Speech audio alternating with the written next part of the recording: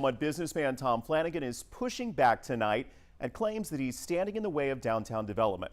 He agreed to sit down with 12 News today for an extended interview nearly a week after this fire ravaged the historic Gilbert building, which he owns. Thank you for staying up late with us. I'm Jordan Williams. Brenda is off tonight. Flanagan told us he owns about 18 buildings downtown, and he says only 4 of those properties sit vacant. 12 News reporter Ebony Coleman here tonight. Ebony, Flanagan says he's actually saved these buildings from being torn down by the city years ago. That's right, Jordan. And Flanagan says he's not planning on selling any of the buildings. Instead, he wants to be a part of the progress to redevelop downtown.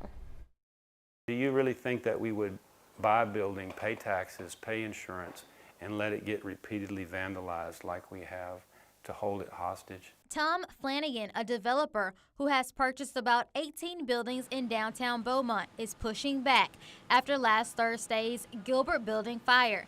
He believes vandals are to blame. If you have a house and somebody pries open your door and breaks in, are you cited for having your door open? And then they do it again, are you cited for that? Is that what you're saying? Or if they break through your window and you board it up or you replace it and they break it again? We have windows broken downtown almost every day. Internal city documents obtained by 12 News say 2 of Flanagan's buildings are in imminent danger.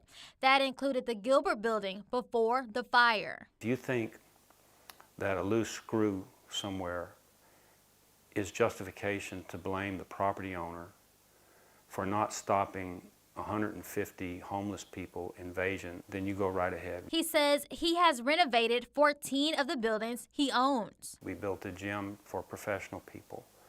We've built beautiful offices. He says he has even bigger plans for the 4 buildings that are still sitting vacant, including salvaging what's left of the Gilbert building and creating luxury apartments. Flanagan says he supports the city's vision to revitalize. Goodhue building is going to be, when the waterway is built, one of the first high-rise apartments.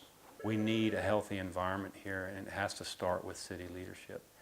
If they can't control crime and they won't even provide police protection, I don't think any of these buildings will ever be redeveloped. Now, Flanagan says engineers were out today inspecting the Gilbert building to see if it's structurally sound. He offered no timeline for renovating the other vacant buildings he has.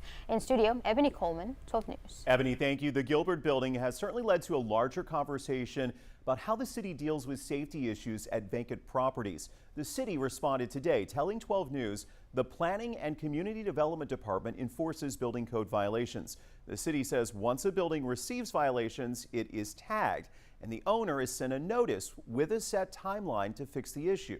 If the problem's not addressed, the city says remedies can include charges or suits. 12 News will continue following the aftermath of the Gilbert building fire. Stay with us on air and online. We'll keep pressing for answers.